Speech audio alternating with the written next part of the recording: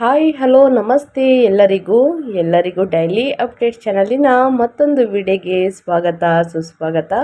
ಸ್ನೇಹಿತರೆ, ಎಲ್ಲರೂ ಹೇಗಿದ್ದೀರಾ? ಎಲ್ಲರೂ ಚೆನ್ನಾಗಿದ್ದೀರಾ ಅಂದ್ಕೊಂಡಿದ್ದೀನಿ. ನಾನು ಕೂಡ ತುಂಬಾ ಚೆನ್ನಾಗಿದ್ದೀನಿ. ಎಲ್ಲರೂ ಚೆನ್ನಾಗಿದ್ದೀರಾ ಅಂದ್ಕೊಂಡು ಭಾವಿಸ್ಕೊಂಡು ಇವತ್ತಿನ ಒಂದು ವಿಡಿಯೋನ ಶುರು ಮಾಡಿಬಿಡೋಣ. ಇವತ್ತಿನ ಒಂದು ವಿಡಿಯೋದಲ್ಲಿ ಮೇಷರಾಶಿಯವರಿಗೆ ಸ್ನೇಹಿತರೆ, ಏಪ್ರಿಲ್ 17ನೇ ತಾರೀಕು ಅಕ್ಷಯ ಅಮಾವಾಸ್ಯೆಯ ದಿನದಿಂದ ಏನೆಲ್ಲ ಬದಲಾವಣೆಯನ್ನು ಗ್ರಹಗಳು ಸೂಚಿಸಲಿದೆ, ಯಾವುದರ ಬಗ್ಗೆ ಎಚ್ಚರಿಕೆ ವಹಿಸಬೇಕು ಅನ್ನೋದನ್ನ ಕಂಪ್ಲೀಟಾಗಿ ಇದೇ ವಿಡಿಯೋದಲ್ಲಿ ಮೇಷರಾಶಿಯವರಿಗೆ ತಿಳಿಸ್ಕೊಡ್ತಾ ಹೋಗ್ತೀನಿ. ಇದನ್ನೆಲ್ಲ ತಿಳ್ಕೋಬೇಕು ಅಂದರೆ ಸ್ನೇಹಿತರೆ, ಎಲ್ಲೂ ಕೂಡ ವಿಡಿಯೋನ ಸ್ಕಿಪ್ ಮಾಡಬಾರ್ದು. ಅಂದರೆ ವಿಡಿಯೋನ ಕಟ್ ಮಾಡಿ ಓಡಿಸ್ಕೊಂಡು ನೋಡ್ತೀನಿ ಅಂದರೆ ಫುಲ್ ಇನ್ಫಾರ್ಮೇಷನ್ ಅರ್ಥ ಆಗಲ್ಲ. ಸೊ ಹಾಗಾಗಿ ಎಲ್ಲ ವಿಡಿಯೋದಲ್ಲೂ ತಿಳಿಸ್ತಾ ಇರ್ತೀನಿ. ಮೊದಲಿಂದ ಕೊನೆ ತನಕ ವಿಡಿಯೋನ ವಾಚ್ ಮಾಡಿ. ವಿಡಿಯೋದಲ್ಲಿ ಒಳ್ಳೆ ಮಾಹಿತಿ ಸಿಕ್ಕಿದ್ದಲ್ಲಿ ತಪ್ಪದೆ ವಿಡಿಯೋಗೊಂದು ಲೈಕ್ ಕೊಟ್ಟು ಇನ್ನೂ ನನ್ನ ಚಾನಲ್ನ ಸಬ್ಸ್ಕ್ರೈಬ್ ಮಾಡ್ಕೊಳ್ಳೋದನ್ನೇ ನೋಡ್ತಿದ್ರೆ ಡೈಲಿ ಅಪ್ಡೇಟ್ಸ್ಗೆ ಸಬ್ಸ್ಕ್ರೈಬ್ ಆಗಿ ನಿಮ್ಮ ಅಭಿಪ್ರಾಯಗಳನ್ನು ಕಮೆಂಟ್ ಬಾಕ್ಸಲ್ಲಿ ತಿಳಿಸಬಹುದು. ಶ್ರೀ ಓಂ ಮಹಾಲಕ್ಷ್ಮಿ ನಮಃ ಅಂತ ಕಮೆಂಟ್ ಮಾಡಿ. ಮಹಾಲಕ್ಷ್ಮಿಯ ಅನುಗ್ರಹದಿಂದ ನಿಮ್ಮ ಜೀವನದಲ್ಲಿ ಕಷ್ಟಗಳು, ಸಮಸ್ಯೆಗಳು, ಅಡಚಣೆಗಳು ಏನೇ ಇದ್ರೂ ಕೂಡ ಸಂಪೂರ್ಣವಾಗಿ ನಿವಾರಣೆಯಾಗಿ ಉನ್ನತ ಆರೋಗ್ಯವನ್ನು ಪಡೆದುಕೊಳ್ತಾ ಸುಖ ಸಮೃದ್ಧಿ ಹೆಚ್ಚಳವಾಗಲಿ ಮೇಷರಾಶಿಯವರಿಗೆ ಅಂತ ಹೇಳ್ತಾ ವಿಡಿಯೋನ ಶುರು ಮಾಡಿಬಿಡೋಣ. ಹೌದು ಸ್ನೇಹಿತರೆ, ಏಪ್ರಿಲ್ 17ನೇ ತಾರೀಕು ಅಕ್ಷಯ ಅಮಾವಾಸ್ಯೆ ಇದೆ. ಅದಾದ ನಂತರ ಏಪ್ರಿಲ್ 20ನೇ ತಾರೀಕು ಅಕ್ಷಯ ತೃತೀಯ ಇದೆ. ಚಿನ್ನ ಬೆಳ್ಳಿಯನ್ನು ಖರೀದಿ ಮಾಡುವುದು ಸೂಕ್ತ. ಚಿನ್ನ ಬೆಳ್ಳಿಯನ್ನು ಖರೀದಿ ಮಾಡೋದಕ್ಕೆ ಆಗಲಿಲ್ಲ ಈ ದಿನ ಅಂತಂದರೆ ಸ್ನೇಹಿತರೆ, ಅಕ್ಕಿಯನ್ನು ಖರೀದಿ ಮಾಡಬಹುದು. ಮಹಾಲಕ್ಷ್ಮಿಯ ಫೋಟೋವನ್ನು, ವಿಗ್ರಹವನ್ನು ಖರೀದಿ ಮಾಡ್ಬೋದು ಸ್ನೇಹಿತರೆ. ಸಂಪತ್ತು ವೃದ್ಧಿಯಾಗಲಿದೆ ಈ ದಿನ. ಅಂದರೆ ಗೋಧಿಯನ್ನು ದಾನ ಮಾಡುವುದರಿಂದನೂ ಕೂಡ ಸುಖ ಸಂಪತ್ತು ಹೆಚ್ಚಳವಾಗಲಿದೆ. ನಿಮ್ಮಲ್ಲಿರುವಂತಹ ಸಮಸ್ಯೆಗಳು ನಿವಾರಣೆಯಾಗಲಿದೆ. ಹಾಗಿದ್ರೆ ಮೇಷರಾಶಿಯವರಿಗೆ ವ್ಯಾಪಾರ ವ್ಯವಹಾರದಲ್ಲಿ, ಹಣಕಾಸಿನಲ್ಲಿ, ವೃತ್ತಿ ಜೀವನದಲ್ಲಿ, ಉದ್ಯೋಗದಲ್ಲಿ ಏನೆಲ್ಲ ಬದಲಾವಣೆಗಳು ಕಂಡು ಬರಲಿದೆ, ಯಾವುದರ ಬಗ್ಗೆ ಎಚ್ಚರಿಕೆ ವಹಿಸಬೇಕು ಅನ್ನೋದನ್ನ ಮೊದಲನೇದಾಗಿ ತಿಳಿಸ್ಕೊಟ್ಬಿಡ್ತೀನಿ.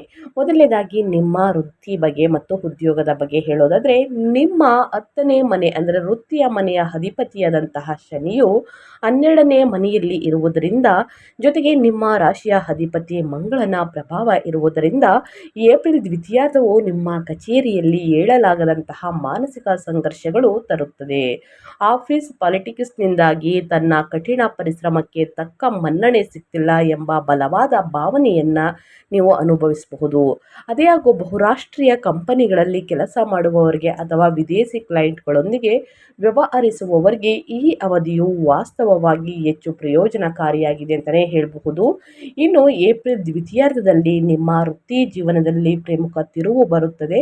ಆಗ ಸೂರ್ಯ ನಿಮ್ಮ 5ನೇ ಮನೆಯ ಅಧಿಪತಿಯಾಗಿರುತ್ತಾರೆ. ನಿಮ್ಮ ಲಗ್ನದಲ್ಲಿ ಉಚ್ಚನಾಗುತ್ತಾರೆ. ನಿಮ್ಮ ಬುದ್ಧಿಶಕ್ತಿ ಅದ್ಭುತವಾಗಿ ಕೆಲಸ ಮಾಡುತ್ತದೆ. ಮೀಟಿಂಗ್ಗಳಲ್ಲಿ ನೀವು ತರುವಂತಹ ಪರಿಹಾರಗಳು, ಸಲಹೆಗಳು ಮತ್ತು ಐಡಿಯಾಗಳು ನವೀನವಾಗಿರುವುದಲ್ಲದೆ ನಿಮ್ಮ ಸಹೋದ್ಯೋಗಿಗಳಿಂದ ವ್ಯಾಪಕವಾಗಿ ಸ್ವೀಕರಿಸಲ್ಪಡುತ್ತವೆ. ಅದಿಯಾಗೋ ಮೊದಲ ಮನೆಯಲ್ಲಿ ಸೂರ್ಯನು ಸಕಾರಾತ್ಮಕ ಫಲಿತಾಂಶಗಳೊಂದಿಗೆ ಸ್ವಲ್ಪ ಅಹಂಕಾರವನ್ನು ತರುತ್ತಾನೆ.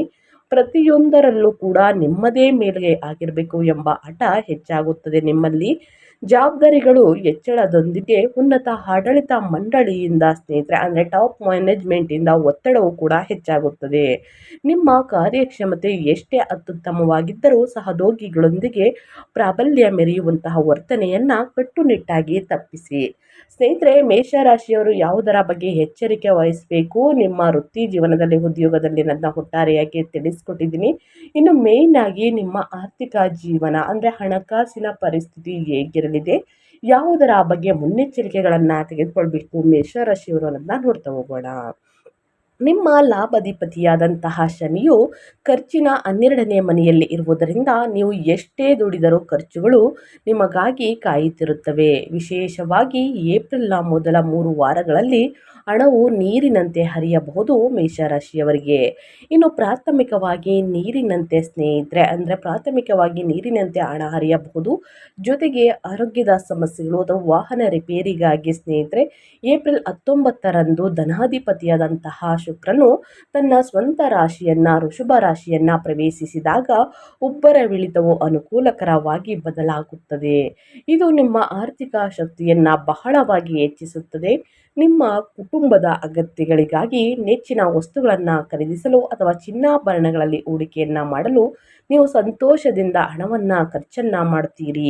ಇಂದಿನ ಹೂಡಿಕೆಗಳಿಂದ ಬರುವ ಉತ್ತಮ ಆದಾಯವು ನಿಮ್ಮ ಬ್ಯಾಂಕ್ ಬ್ಯಾಲೆನ್ಸನ್ನು ಅಂದವಾಗಿ ಸ್ಥಿರಗೊಳಿಸಲು ಸಹಾಯವನ್ನು ಮಾಡುತ್ತದೆ ಅಂತಲೇ ಹೇಳ್ಬೋದು ಮೇಷರಾಶಿಯವರಿಗೆ. ಇನ್ನು ಅದೇ ರೀತಿ ಸ್ನೇಹಿತರೆ, ನಿಮ್ಮ ಕುಟುಂಬ ಮತ್ತು ವೈಯಕ್ತಿಕ ಜೀವನಗಳ ಬಗ್ಗೆ ಹೇಳೋದಾದರೆ, ನಿಮ್ಮ ಕೌಟುಂಬಿಕ ಜೀವನವು ಈ ತಿಂಗಳು 2 ವಿಭಿನ್ನ ಹಂತಗಳನ್ನು ಪ್ರದರ್ಶಿಸುತ್ತದೆ. ಒಂದೆಡೆ ಲಗ್ನದಲ್ಲಿರುವಂತಹ ಉಚ್ಚ ಸೂರ್ಯನು ನಿಮ್ಮ 7ನೇ ಮನೆ ಅಂದರೆ ಸಂಗಾತಿಯ ಮನೆ ಮೇಲೆ ನೇರ ದೃಷ್ಟಿ ಬೀರುತ್ತಾನೆ.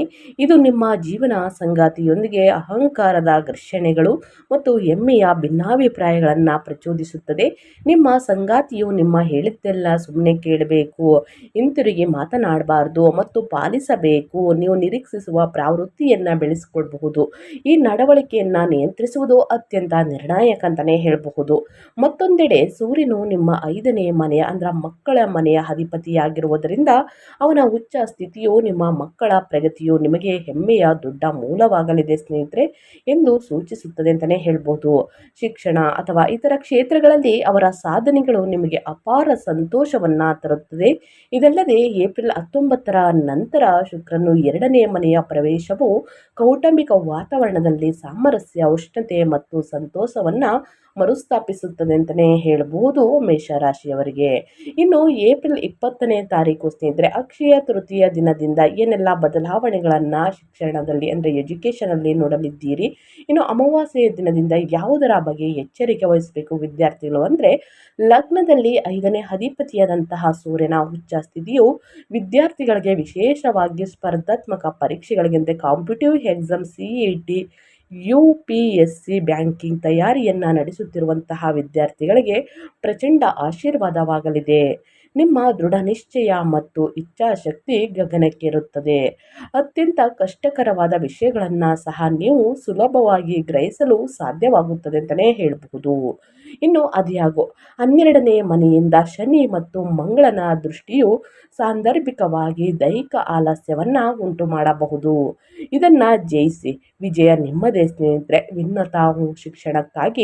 ಉನ್ನತ ಶಿಕ್ಷಣಕ್ಕಾಗಿ ವಿದೇಶದಲ್ಲಿ ಪ್ರವೇಶವನ್ನು ಪಡೆಯಲು ಪ್ರಯತ್ನಿಸುತ್ತಿರುವಂತಹ ವಿದ್ಯಾರ್ಥಿಗಳಿಗೆ ಇದು ಹೆಚ್ಚು ಅನುಕೂಲಕರ ಅವಧಿಯಾಗಿದೆ. ಇಂದಿನ ದಿನ ನೀವು ಶ್ರಮ ಪಟ್ಟಿದ್ದೀರಾ ಸ್ನೇಹಿತರೆ, ಮುಂದಿನ ದಿನಗಳಲ್ಲಿ ಅದೃಷ್ಟ ನಿಮ್ಮದೇ ಅಂತಲೇ ಹೇಳ್ಬೋದು ಮೇಷರಾಶಿಯ ವಿದ್ಯಾರ್ಥಿಗಳಿಗೆ. ಇನ್ನು ನಿಮ್ಮ ಯೋಗಕ್ಷೇಮದ ಬಗ್ಗೆ ಹೇಳೋದಾದರೆ, ನಿಮ್ಮ ಆರೋಗ್ಯದಲ್ಲಿ ಸ್ನೇಹಿತರೆ ಏನೆಲ್ಲ ಬದಲಾವಣೆಗಳು ಕಂಡು ಬರಬಹುದು ಅಮಾವಾಸ್ಯೆಯ ದಿನದಿಂದ ಅಂತ ನೋಡ್ತಾ ಹೋಗೋಣ. ಅಕ್ಷಯ ಅಮಾವಾಸ್ಯೆ ಏಪ್ರಿಲ್ 17ನೇ ತಾರೀಕು ಸ್ನೇಹಿತರೆ, ಮೇಷರಾಶಿಯವರ ಹೆಲ್ತ್ ಹೇಗಿರಲಿದೆ ಅನ್ನೋದಾದರೆ, ನಿಮ್ಮ ರಾಶಿಯ ಅಧಿಪತಿ ಮಂಗಳನು ಜಲತತ್ವದ ರಾಶಿಯಾದ ಮೀನದಲ್ಲಿ ಶನಿಯೊಂದಿಗೆ 12ನೇ ಮನೆಯಲ್ಲಿ ಇದ್ದಾರೆ. ತಿಂಗಳ ಆರಂಭದಿಂದನೂ ಕೂಡ ಈ ಭಾರವಾದ ಗ್ರಹಗತಿಯು ನಿಮ್ಮನ್ನು ನಿದ್ರಾಹೀನತೆ, ಪಾದದ ನೋವುಗಳು ಅಥವಾ ಹೊಟ್ಟೆಗೆ ಸಂಬಂಧಿಸಿದ ಜೀರ್ಣಕಾರಿ ಸಮಸ್ಯೆಗಳಿಂದ ಕಾಡಬಹುದು. ಏಪ್ರಿಲ್ ದ್ವಿತೀಯಾರ್ಧವು ಉಚ್ಚ ಸೂರ್ಯನ ಲಗ್ನ ಪ್ರವೇಶವು ನಿಮಗೆ ಅತ್ಯುತ್ತಮ ಚೈತನ್ಯ ಮತ್ತು ಬಲವಾದ ರೋಗ ನಿರೋಧಕ ಶಕ್ತಿಯನ್ನು ನೀಡುತ್ತದೆ. ಅದ್ಯಾಗೋ ಸ್ನೇಹಿತರೆ, ಸೂರ್ಯನು ನಿಮ್ಮ ದೇಹದಲ್ಲಿ ಉಷ್ಣಾಂಶವನ್ನು ಅಂದರೆ ಪಿತ್ತ ದೋಷವನ್ನು ಹೆಚ್ಚಿಸುತ್ತಾನೆ. ನೀವು ಸಣ್ಣ ಪುಟ್ಟ ವಿಷಯಗಳಿಗೂ ಕೂಡ ವಿಪರೀತ ಕೋಪಗೊಳ್ಳಬಹುದು, ತಲೆನೋವು ಅಥವಾ ರಕ್ತದೊತ್ತಡದಲ್ಲಿ BP ಅಥವಾ ಏರಿಕೆಯನ್ನು ಅನುಭವಿಸಬಹುದು. ಈ ಬೆಂಕಿಯ ಅಗ್ನಿಶಕ್ತಿಯನ್ನು ಶಾಂತಗೊಳಿಸಲು ಪ್ರತಿದಿನ ಧ್ಯಾನವನ್ನು ಅಭ್ಯಾಸವನ್ನು ಮಾಡಿ ಮತ್ತು ನಿಮ್ಮ ನೀರಿನ ಸೇವನೆಯನ್ನು ಗಮನಾರ್ಹವಾಗಿ ಹೆಚ್ಚಿಸಲು ಬಲವಾಗಿ ಶಿಫಾರಸು ಮಾಡಲಾಗಿದೆ. ಅಂದರೆ ಚೆನ್ನಾಗಿ ನೀರನ್ನು ಕುಡಿಯುವುದು ಬಹಳ ಮುಖ್ಯ ಸ್ನೇಹಿತರೆ. ನಿಮ್ಮ ದೇಹದಲ್ಲಿ ನೀರಿನಂಶ ಚೆನ್ನಾಗಿ ಇದ್ದರೆ ಉಷ್ಣತೆ ಕಡಿಮೆ ಆಗಲಿದೆ. ರಕ್ತದೊತ್ತಡದಲ್ಲಿ BP ಕೂಡ ಹಠಾತ್ ಏರಿಕೆಯಾಗುವುದಿಲ್ಲ, ತಲೆನೋವು ಬರುವುದಿಲ್ಲ ಸ್ನೇಹಿತರೆ, ಪದೇ ಪದೇ ಕೋಪಗೊಳ್ಳುವುದಿಲ್ಲ ಅಂತಲೇ ಹೇಳಬಹುದು. ಮೇಯ್ನಾಗಿ ಚೆನ್ನಾಗಿ ನೀರನ್ನು ಕುಡಿಯಿರಿ, ಸಣ್ಣ ಪುಟ್ಟ ವಾಕಿಂಗನ್ನು ಮಾಡಿ, ಲಘು ವ್ಯಾಯಾಮವನ್ನು ಮಾಡಿ ಉನ್ನತ ಆರೋಗ್ಯವನ್ನು ಪಡೆದುಕೊಳ್ಳಿ ಅಂತ ಹೇಳ್ತಾ, ಇನ್ನು ಕೊನೆಯಾಗಿ ಸ್ನೇಹಿತರೆ, ಸಮಸ್ಯೆಗಳು ಎದುರಾದರೆ ಅಮಾವಾಸ್ಯೆ ದಿನ ಕೂಡ ಈ ಪರಿಹಾರವನ್ನು ಮಾಡ್ಬೋದು. ಅಥವಾ ನಿಮಗೆ ಸ್ನೇಹಿತರೆ ತಿಳಿಸ್ತೀನಿ, ಈ ದಿನ ಕೂಡ ನೀವು ಈ ಪರಿಹಾರವನ್ನು ಮಾಡಬಹುದು. ಹನುಮಂತನ ಆರಾಧನೆ ಮಾಡಿ ಮಂಗಳ ಮತ್ತು ಶನಿದೋಷವನ್ನು ಸ್ನೇಹಿತರೆ ಕಡಿಮೆ ಮಾಡಲು ತಟಸ್ಥಗೊಳಿಸಲು ಆಂಜನೇಯನ ಆರಾಧನೆಯಿಂದ ಪ್ರತಿ ಮಂಗಳವಾರ ಮತ್ತು ಶನಿವಾರ ಹನುಮಾನ್ ಚಾಲಿಸವನ್ನು ಪಠಿಸಿ ಅಥವಾ ಸುಂದರ ಕಾಂಡವನ್ನು ಓದಿ. ಇದು ನಿಮ್ಮನ್ನು ಅಪಘಾತಗಳು ಮತ್ತು ಗುಪ್ತ ಅಪಾಯಗಳಿಂದ ರಕ್ಷಿಸುತ್ತದೆ. ಇನ್ನು ಸೂರ್ಯ ನಮಸ್ಕಾರ. ಏಪ್ರಿಲ್ 14ರಿಂದ ಸೂರ್ಯನು ಉಚ್ಚನಾಗಿರುವುದರಿಂದ ಪ್ರತಿದಿನ ಸೂರ್ಯ ನಮಸ್ಕಾರವನ್ನು ಮಾಡಿ ಮತ್ತು ಬೆಳಿಗ್ಗೆ ಆದಿತ್ಯ ಹೃದಯ ಸ್ತೋತ್ರವನ್ನು ಪಠಿಸಿ. ಇದು ನಿಮಗೆ ನಿಜವಾದ ನಾಯಕತ್ವದ ಗುಣಗಳನ್ನು ಕರುಣಿಸುವಾಗ ನಿಮ್ಮ ಅಹಂಕಾರವನ್ನು ಕಡಿಮೆ ಮಾಡಲು ಸಹಾಯವನ್ನು ಮಾಡುತ್ತದೆ. ಹಾಗಾಗಿ ಈ 2 ಪರಿಹಾರವನ್ನು ಮಾಡಿದರೆ ಒಳಿತು. ಇನ್ನು ದಾನ ಧರ್ಮವನ್ನು ಮಾಡಿ. ಪಾಪದ ಗ್ರಹಗಳು ವ್ಯಯ ಸ್ಥಾನದಲ್ಲಿ ಅಂದರೆ ಖರ್ಚಿನ ಮನೆಯಲ್ಲಿ ಇರುವುದರಿಂದ ಆಸ್ಪತ್ರೆಗಳಲ್ಲಿರುವ ರೋಗಿಗಳಿಗೆ ಸ್ವಯಂ ಪ್ರೇರಿತವಾಗಿ ಔಷಧಿಗಳನ್ನು ದಾನ ಮಾಡಿ ಸ್ನೇಹಿತರೆ, ಅಥವಾ ಅನಾಥಾಶ್ರಮಗಳಿಗೆ ಬೆಂಬಲವನ್ನು ನೀಡಿ. ಈ ಸಕಾರಾತ್ಮಕ ಕಾರ್ಯವು ಅನಗತ್ಯ ಮತ್ತು ಅನಿರೀಕ್ಷಿತ ಆರ್ಥಿಕ ನಷ್ಟಗಳನ್ನು ತಡೆಯಲು ಸಹಾಯವನ್ನು ಮಾಡುತ್ತದೆ. ಸ್ನೇಹಿತರೆ, ಮೇಷರಾಶಿಯವರು ಏನೆಲ್ಲ ಪರಿಹಾರವನ್ನು ಮಾಡಬೇಕು ಅನ್ನೋದನ್ನ ಕಂಪ್ಲೀಟಾಗಿ ತಿಳಿಸ್ಕೊಟ್ಟಿದ್ದೀನಿ. ಇನ್ನು ವ್ಯಾಪಾರ ವ್ಯವಹಾರದಲ್ಲಿ, ಹಣಕಾಸಿನಲ್ಲಿ, ವೃತ್ತಿ ಜೀವನದಲ್ಲಿ, ಉದ್ಯೋಗದಲ್ಲಿ, ನಿಮ್ಮ ಹೆಲ್ತ್ ಬಗ್ಗೆ, ಇನ್ನು ಕೌಟುಂಬಿಕ ಬಗ್ಗೆ ಸ್ನೇಹಿತರೆ ಏನೆಲ್ಲ ಬದಲಾವಣೆಯನ್ನು ಗ್ರಹಗಳು ಸೂಚಿಸಲು ಇದನ್ನು ಕಂಪ್ಲೀಟಾಗಿ ತಿಳಿಸ್ಕೊಟ್ಟಿದ್ದೀನಿ. ಆ ವಿಚಾರದ ಬಗ್ಗೆ ಗಮನ ಇರಲಿ ಅಂತ ಹೇಳ್ತಾ ನನ್ನ ವಿಡಿಯೋನ ಎಂಡ್ ಮಾಡ್ತಾ ಇದ್ದೀನಿ. ಇವತ್ತಿನ ಒಂದು ವಿಡಿಯೋದಲ್ಲಿ ಮೇಷರಾಶಿಯವರಿಗೆ ಒಳ್ಳೆಯ ಮಾಹಿತಿ ಸಿಕ್ಕಿದ್ದಲ್ಲಿ, ಈ ವಿಡಿಯೋ ಯೂಸ್ಫುಲ್ ಅನಿಸಿದ್ದಲ್ಲಿ ದಯವಿಟ್ಟು ವಿಡಿಯೋಗೆ ಲೈಕ್ ಮಾಡೋದನ್ನ ಮರ್ತಿದ್ರೆ ಲೈಕ್ ಮಾಡಿ. ಇನ್ನೂ ನನ್ನ ಚಾನಲ್ನ ಸಬ್ಸ್ಕ್ರೈಬ್ ಮಾಡ್ಕೊಂಡಿಲ್ಲ ಅಂದರೆ ಡೈಲಿ ಅಪ್ಡೇಟ್ಸ್ಗೆ ಸಬ್ಸ್ಕ್ರೈಬ್ ಆಗಿ ನಿಮ್ಮ ಅಭಿಪ್ರಾಯಗಳನ್ನು ಕಮೆಂಟ್ ಬಾಕ್ಸಲ್ಲಿ ತಿಳಿಸಿ. ಮತ್ತೊಂದು ವಿಡಿಯೋ ಜೊತೆ ಹೊಸ ಭವಿಷ್ಯದಲ್ಲಿ ಹೊಸ ಅಪ್ಡೇಟಲ್ಲಿ ಸಿಗ್ತೀನಿ.